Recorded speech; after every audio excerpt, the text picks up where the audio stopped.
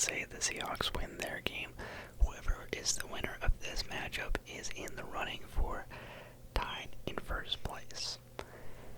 Now, unfortunately for the 49ers, they have been hit with the injury bug already 4 weeks into the season, and we had seen a lot of injuries, but they are continuing to pile on for the San Francisco team. I just saw that Ricky Pearsall and Brock Purdy, and I think even one more person, I believe it was Juwan Jennings, they are all ruled out for Thursday night's game. Absolute pandemonium out in San Francisco. I don't know what it is in the water, but no one can stay healthy in that organization. Whereas the Rams, they're coming off of a great victory against the Indianapolis Colts. A game that was well fought. They came out on top at the very end, but the Colts gave them a run for their money, almost came out with a win, and could have had more points had it not been for Adonai Mitchell. The Rams surviving that game. I do think playing at home against an injured 49ers team, they should have an easier time. Now, when these two teams go toe-to-toe, it's close. I feel like whenever the 49ers and the Seahawks matchup, it's always close. Same goes for the Rams. So I'm not going to say this is going to be a blowout, but just with all the injuries in mind, I would find it very disturbing if the Rams did not win this game. Their only loss so far this season has been a very close loss to the Philadelphia Eagles, coming off a game-saving field goal block attempts. And the 49ers, they just lost to the Jaguars with more of their star players, but now they lose Pearsall, they lose Purdy. I can't imagine them hanging around and winning this game. So I'm going to go with the Rams getting the win on Thursday night.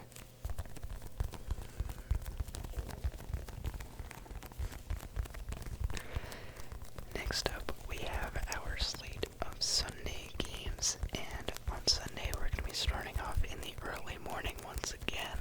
Last week we had a game in Dublin. This week, I'm not sure which European country we really have, but the Vikings are staying out in Europe, and this time they will be facing against the Cleveland Browns. In terms of headlines for these teams, I haven't heard anything about J.J. McCarthy being closer to a return, so we will see Carson Wentz take center stage for this Viking team once again. And we have a new quarterback in town for the Cleveland Browns. The Browns are stepping away from Joe Flacco, the seasoned veteran, and instead they will be starting rookie quarterback Dylan Gabriel. This is Dylan Gabriel's official first NFL start, and we'll get to see how he does with this team. Now, the Browns, outside of their quarterback change, they also placed Cedric Tillman on IR. So, yeah, they have a decent amount of turnover. The Vikings, they got Addison back last week. Offensively, they did do pretty well. We did see them make a few more mistakes in that game. 2 turnovers from Carson Wentz. But as it was pointed out to me, both of those were tipped. I thought that only one was tipped, but actually both interceptions tipped, so maybe not too much to blame on Carson Wentz's end. But offensive line is definitely a point of concern for the Vikings, and I do feel like the Cleveland Browns have a rather good D-line. They've been able to get pressure. Their defense as a whole, well, they didn't do well against the Lions or the Ravens in completely neutralizing them. Their defense still is pretty solid. Like, we saw them take down the Packers. We saw how they did in week 1. They're getting faced against good teams, and they have been able to limit some of them in some ways at the very least. They didn't let the Ravens run all over them. So, when it comes to the Vikings, I don't think it'll be that easy. But I think that the Vikings in the last 2 weeks, even with Carson Wentz, they've just looked much better than this Browns team has ever really looked. And with a new, young gun calling the shots, well, I don't know. I don't want to overemphasize the rookie element of it. Last week, Jackson Dart went out in his first game, and he was able to get a win against an undefeated team, which was a scenario I never saw unfolding. So let's not discount Dylan Gabriel, but at the same time, I don't have faith in Dylan Gabriel, so I'm going to go with the Vikings getting the win here. Dylan Gabriel, I hope he does prove the haters wrong, but for the time being, I think I am one of the haters. Like, there's nothing in particular about him that I dislike, but I am kind of here for the Shadur Sanders show. I want to see what he has in him, what he will look like when he's finally given that opportunity, and unfortunately, it is Dylan Gabriel standing in his way, so can't say I'm rooting for Gabriel outright, but I do hope that he has a successful debut. Next up, we're going to move into our Sunday morning slate of 10 a.m. games. So this is our standard West Coast time. And our first game is going to be a matchup between the 1-3 Las Vegas Raiders and the 3-1 Indianapolis Colts. Now, ordinarily, if this were any other year, I probably would say I'm not looking forward to this matchup. This is piss versus boo. And a good barometer for if your franchise is good or not is if Gardner Minshew has been starting games for you in the past year. And both of these are coming off of a scenario like that, so you can tell they're not in great places. But, funnily enough, the Colts are actually in a great place. You know, I was not expecting it. I don't think any of us were expecting it. But they are sitting pretty at 3-1, and they very well could have been 4-1. Much to my and everyone's surprise, I feel. The Raiders, on the other hand, they look like they made a lot of good changes. Unfortunately, they still look like the Raiders. They don't look very good. They got that win week 1 against the Patriots, and they've looked pretty lousy ever since. So, I feel kind of bad about that, just knowing that they beat my team and no one else, but that's okay. The Colts, on the other hand, they look stellar. They look like the best they've looked in years. Yes, Daniel Jones a little bit more sloppy in last week's performance against the Rams, but still a game that they were pretty in control of until the end, and it took a fourth quarter comeback to edge them out. Pause. And so, yeah, ordinarily I would not consider this a matchup that's very easy to predict because both teams are bad, but I think this year we have a clear indication of which team is better, so I'm going to be going with the Colts, moving on to 4-1 on the season. Words that I never expected to leave my mouth, and I do think that the Raiders will continue to drop further below 500. So, with that, we have our next matchup, which is going to be the 1-3 New York Giants taking on the 0-4 New Orleans Saints. Now, this is a piss versus boo matchup. I mean, unless you're a Giants fan and you like the prospects of watching Jackson Dart, yeesh. Like, maybe it'll end up being a good game. It'll probably show up on Red Zone and stuff like that, so I'm not gonna tune it out, but at face value, mamma mia. So yeah, speaking of Jackson Dart, he picks up the win in his first ever NFL game against a Chargers team that was kind of doing great. So I don't really know what to make of that, other than the fact that the Giants have a good D-line and the Chargers' offensive line was a mess. Now, if we're talking about offensive and mess in the same sentence, you'd probably be thinking of the New York Giants, just because Malik Neighbors is now out for the year. Their wide receiver group outside of that is uninspiring, is the word I would use. Wandale Robinson,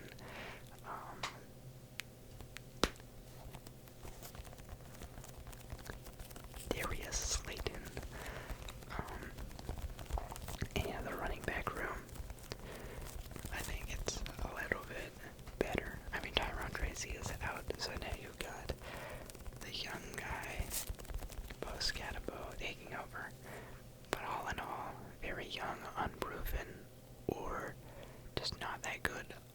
Giants on one hand, and then on the other hand, you kind of have more of the same. Wide receiver group, I would say, is better. You have the ghost of Brandon Cooks, you've got Rashid Shaheed, you've got Chris Olave. Tight end, I would also give to the Saints, just with the way that Juwan Johnson has been playing. Theo Johnson, one of the worst tight ends in the league. Then running back, I would also give to the Saints because you've got Alvin Kamara and Kendrick Miller, and I trust that committee more. So really it comes down to the quarterback, and I think the quarterback I would definitely give to the Giants. He's only played one game, but I'm not a Rattler guy. I'm not a huge guy. I don't think he's been that horrible this year, but at the same time, give me game 2 Jackson Dart over him. And in terms of defense, well, it's very hard for me to not go with the Giants after what they did to the Chargers, held them to, 18 points in a year where Justin Herbert was loading an MVP campaign. I don't know. I'm sold. At this point, I'm sold. So give me the New York Giants moving to 2-3 on the season and handing the Saints an 0-5 start to the year. Next up, we've got a lot of mid versus mid, bad versus bad matchups here. We've got the 1-2-1 Dallas Cowboys taking on the 0-4 New York Jets. A funny game. You know, as bad as the records are, I feel like this game will be entertaining. Got Dak Prescott throwing for a whole lot of yards, some great offense on last week's Sunday Night Football game against the Packers. A very, very entertaining game. Even if they didn't get the win, they got the tie. And the Jets, I think with Justin Fields, they can be fun to watch. We saw him take a broken play on 4th down, turn it into like a 40-yard touchdown scramble. Towards the end of the game, it was a bit late, but they did get a touchdown on the board. I think that their offense has glimpses of greatness. We saw in week 1, we saw it last week. It's not always consistent. I think that they do a lot offensive line-wise to get a bunch of penalties, put themselves in a horrible situation. But if they could just clean up their act, I feel like they can get a win. They don't look that bad with Fields in. But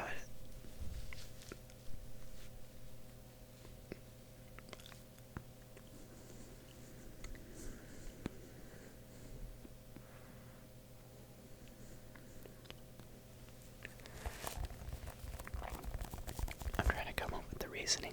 The Cowboys don't have a defense. They really don't. But their offense could be good. And the Jets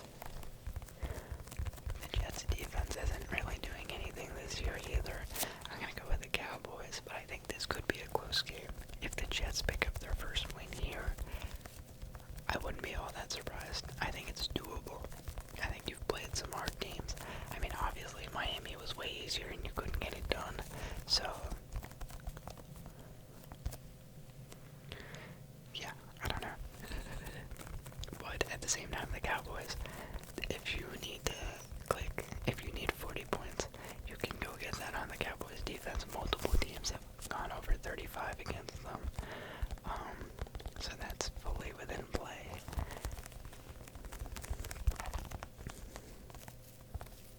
Yeah, kind of excited to start Justin Fields against this Cowboy team.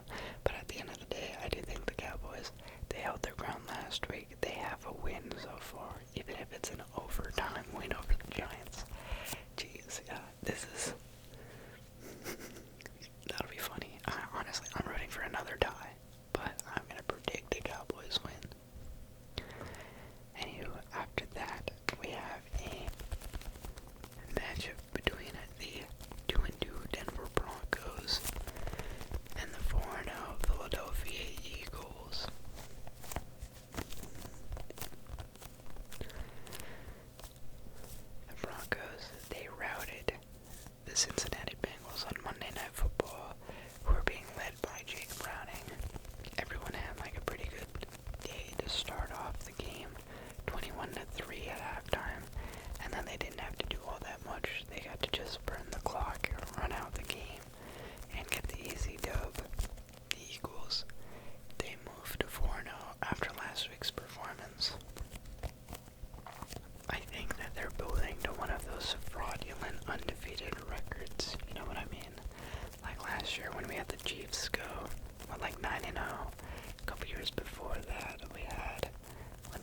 Broncos started off really hot and then fell apart when we saw the Steelers or the Cardinals go on those big runs. Like, sometimes a team is undefeated and you actually feel really confident about them. I feel like with the Eagles, I don't know that I buy that this is actually the strongest team. Like, I think they're one of the strongest teams, but I think that they have some glaring issues. Overall, I mean, they've been winning games, so who am I to really critique? But I don't think either side of the ball is impressing me nearly as much as last season. So, I'm concerned. I'm genuinely concerned. Now, the Broncos, I don't think that they have fared the best with how they're supposed to be. The Colts loss was bad, though bad in the sense that they could have won it and they botched it. And the same with the Chargers. Both of those games they actually could have walked away with a victory, but they froze up in the fourth quarter.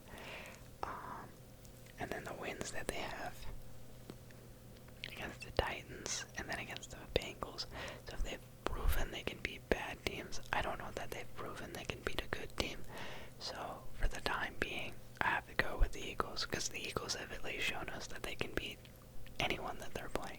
It might not be a nice win, it might not look aesthetically pleasing, be as dominant as it was last year, but at the very least they can pull out a victory. And the Broncos, we just haven't seen that from an adequate opponent yet.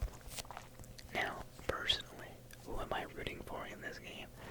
I want to see the Broncos shed this. I want to see them move to 3-2, and the Eagles their first loss, and maybe we'll start taking them seriously, because the Broncos sitting at 2-2, you're right there with the Chiefs. You're a game behind the Chargers, but you still can climb into control of this division and be the team that people thought you might be. And with a team like the Eagles, you'd get a lot of clout from beating them. Eagles, they have some stuff to figure out. I think ultimately they'll get the win, but I like them to get a more convincing win. I don't know, these feel like Jaguars level wins. Like, the Jaguars could also be at 4-0, and you just don't think that the team necessarily looks like it's at its peak. I feel the same way about the Eagles. So, I'm gonna go with the Eagles here. But I am rooting for the Broncos. After that, another Piss versus Boo matchup. We have the 1-3 Miami Dolphins taking on the 1-3 Carolina Panthers. Man, oh man. I mean, the Panthers just lost by 36 points to the Patriots. Or was it? Did it end up being less? With 42? No, it ended up being less because they got that last touchdown. So, yeah, the 42-13 loss. The Dolphins, on the other hand, they finally get a win. They play their division rival, the Jets, on Monday night. I mean, they were ahead by 14 points through most of it. They allowed not a garbage time touchdown, but a late touchdown to make it a little bit closer. You do lose Tyreek. But oddly enough, I feel like the team is still going to rally around that. They're going to rally around the fact that they lost him. And the Panthers, I think, are just lost. Like 2 weeks ago, Ultimate High, you had a great week. You just immediately get sent back down to the gulag, the depths of hell. And yeah, even though you're playing at home against an injured Miami Dolphins team, your morale has to be so deep, 6 feet under, that I think that the Dolphins can go in and win this game, move to 2-3. Next up, we have a matchup between the 1-3 Houston Texans and the 1-3 Baltimore Ravens. Now, preseason, this looks like a pretty good match. CJ Stroud versus Lamar Jackson. We just saw this game. Was it on Christmas? We saw this game pretty recently last year. and like, yeah, two division-leading type teams. But here we are in week 5, or heading into week 5. They're both 1-3. Now I think their routes to 1-3 have been a little bit different, but the most notable thing is the Ravens are sitting at 1-3, and they just lost like 4 of their best players. You just lost Lamar Jackson, Roquan Smith, Nate Wiggins, and was it Marlon Humphrey? They lost another guy, like a big name guy on their team. And the Texans, they're coming off their first win, and not just any old win. They're coming off a win in which they goose-egged their opponent, the Titans. So 26-0 win. Those numbers for the locker room. Ravens, on the other hand, you're supposed to be the AFC team this year. You kind of have been that in years prior. Last year you got off to a bad start, so you never lived up to that. But you were still a dominant force to be reckoned with in this year. You're supposed to be better. So the fact that you're 1-3 and now Lamar is probably out with a hamstring. Oh my goodness. In for a rough ride. I mean, like, I kind of do feel bad. And so I'm going to oppose the masses here. I see that 81% of the people are going with the Ravens. I don't trust I don't trust Tyler Huntley like that. Like, maybe he can win against some teams, and I know the Texans haven't been necessarily good this year, but give me the guy that's actually in the game. Give me CJ Stroud. I'm going to go with the Texans beating the Ravens here. Next up, we have a matchup between the 0-4 Tennessee Titans and the 2-2 Arizona Cardinals. Man, I'm not moved by some of these games. The Titans at 0-4, they really haven't looked much better than in Week 1. Week 1, I'd honestly say, was probably their most impressive game, in the sense that they kept it close between the Broncos. It was not an easy fight. And then the following week, it was also somewhat close.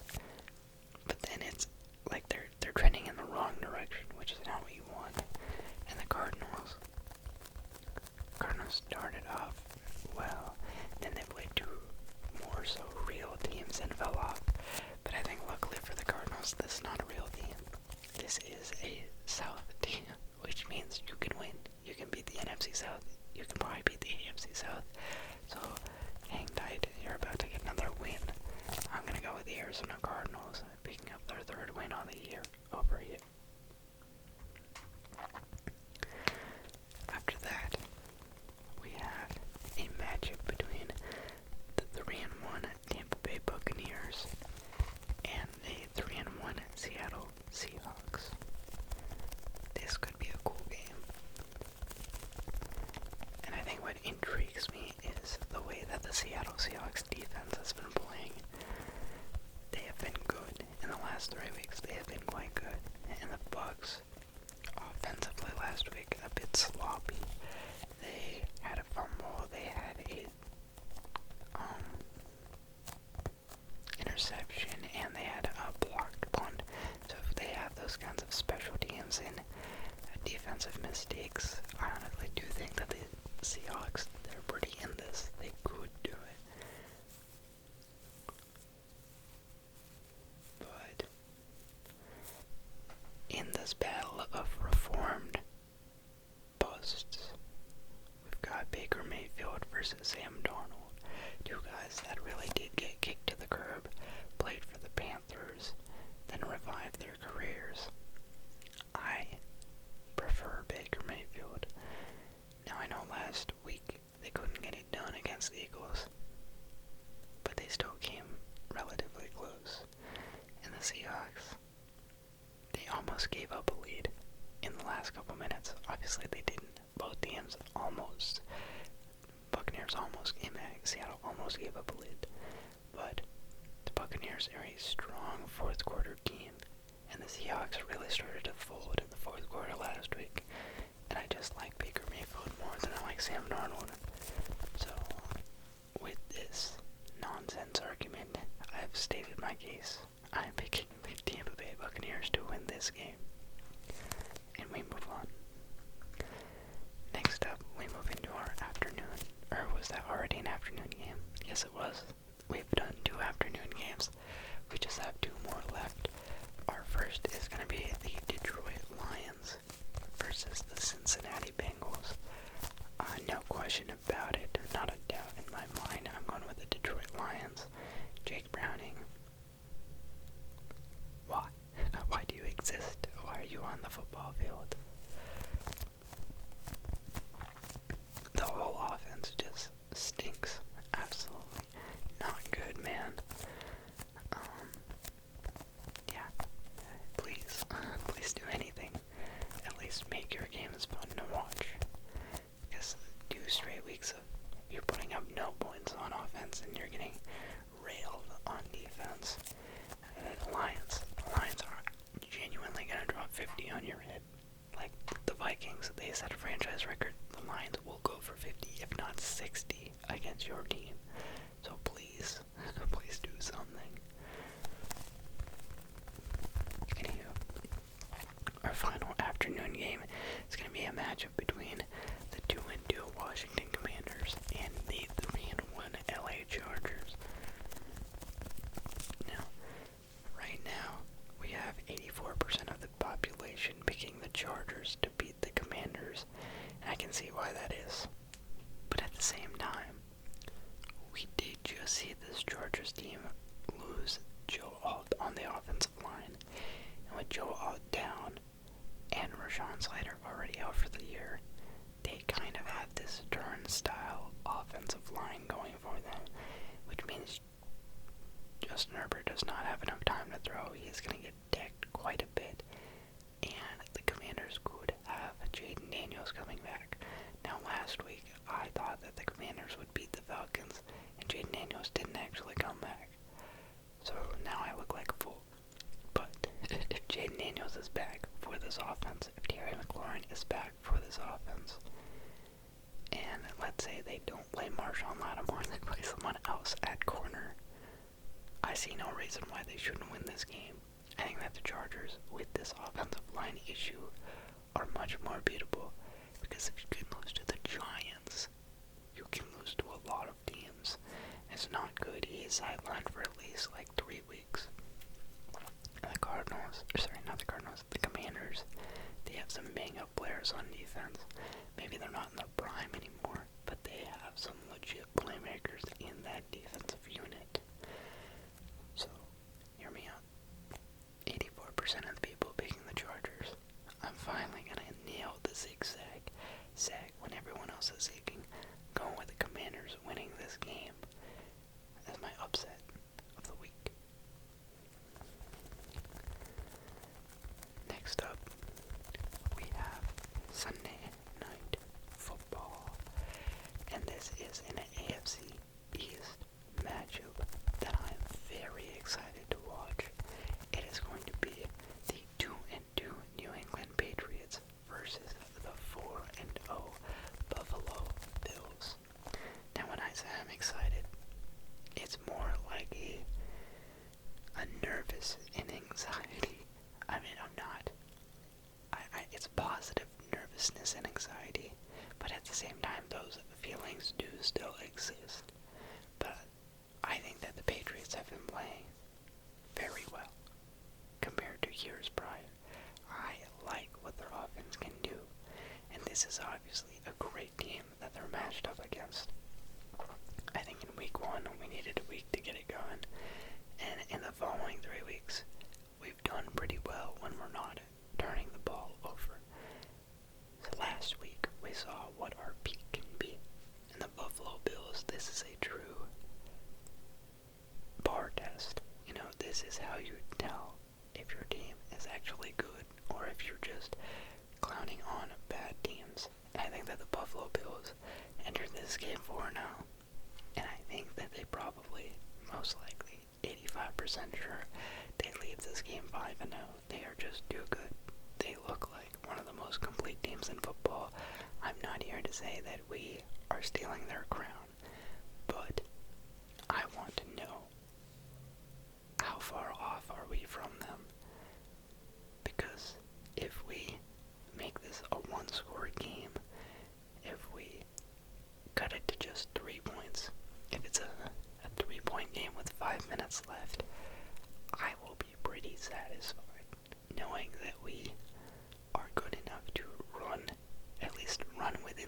frame. Like, they're not just running all over us. Because lately I feel like the Bills, it's kind of a beatdown. It's like a 20-point loss, or we're beating them because Joe Milton is in and they're playing their backup. It's been a while since we've been able to beat the Bills fair and square, unless there's like a gust of wind that's so strong that Mac Jones only has to throw the ball 3 times. Like, an actual game where the situations of football are normal and all the starters are playing, they win. They win, and they have for a while. But if all our starters are in and all their starters are in, and it's a one-score game, I will walk away pretty happy with this. I would love to see a win. I think if we can win, oh, you will not hear me shut up about it. But I am going to be reasonable, be rational, and just be honest. I think that the Bills are winning this game. This is their division. They're playing at home. Come on. But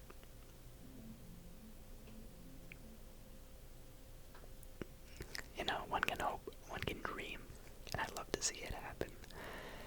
But I think I've predicted a Patriots victory every single week so far this year. This is where I draw the line. This is that line in the sand where it's like, yes, the delusion actually ends here. I'm not gonna do that. I've met my maker.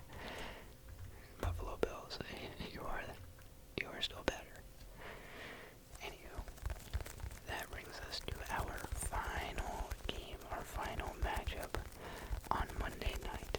And on Monday night, we're going to see a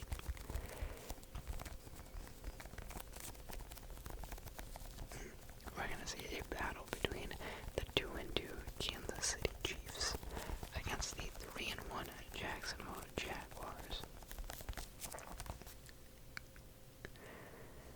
I can't, as much as I would like to predict a Jaguars victory, I can't do it. They've been getting the wins, they've been getting the scrappy wins, not fully clicking on offense, but getting the job done against almost every team that they've played against. Not very far from a 4-0 team, but the Chiefs, they're one of those teams where, like, you do kind of have to play perfect in every sense to beat them. Obviously, I think that the Chargers, they played perfect in every way. When we look at their other loss, that was week 2 against the Eagles. The Eagles did not play a perfect game, but I think that the Eagles are such a good team that they can have like an off day and still beat someone. The Chiefs have found new footing. They didn't look that good against the Giants, but the Giants were a lousy opponent. They were able to beat down on them last week against a team that is just like objectively good in the Ravens. They got ahead by a good amount. Their offense finally back together. Defensively, I don't know. They hide, but offensively, they looked so much better than they looked in previous weeks, and I think that is a scary sight. Started off 0-2. It was nice while it lasted, but I do think that the Chiefs are gonna come storming back into this playoff picture in Jacksonville. They're just collateral damage. Now, if Jacksonville can pull off a victory here, hey,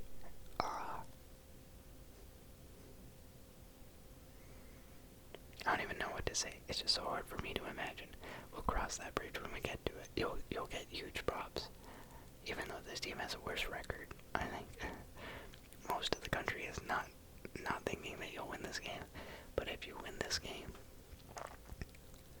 a major respect. I can't envision it. Yeah, because the Chiefs, they're like, what are they called? I'm not a huge Star Wars guy, so I'm forgetting the Sith, the dark side, I guess.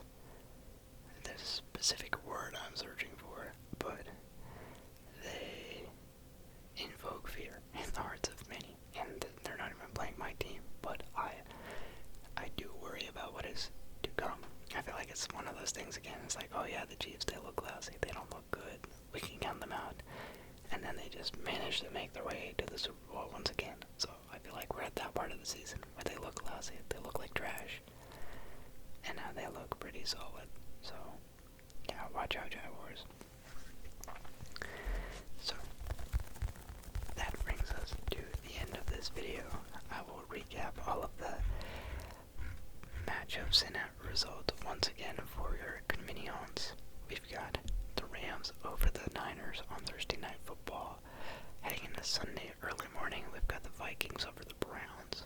Then we jump to the Colts beating the Raiders during the regular Sunday morning slate, followed by the Giants beating the Saints, the Cowboys beating the Jets, the Eagles beating the Broncos, the Dolphins beating the Panthers, the Texans beating the Ravens, the Cardinals over the Titans, the Buccaneers over the Seahawks, the Lions over the Bengals, the Commanders over the Chargers, the Bills over the Patriots, and the Chiefs over the Jaguars. I think I stopped counting somewhere in the middle. That's okay.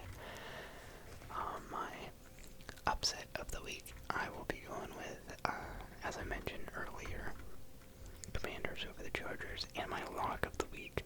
Lock of the week not holding as much weight anymore because I did unfortunately lose the Eliminator Challenge last week with the Giants upset over the Chargers. I'm out. In fact, everyone in that group is out except for Zeus, King of Gods, our last remaining participant. So let's all cheer him on. Hope that he goes undefeated this season. I'd like to hear what his lock of the week is, but mine is the Colts over the Raiders. And in terms of season-long accuracy, I am currently at 68.5%. Gone 40 and 23.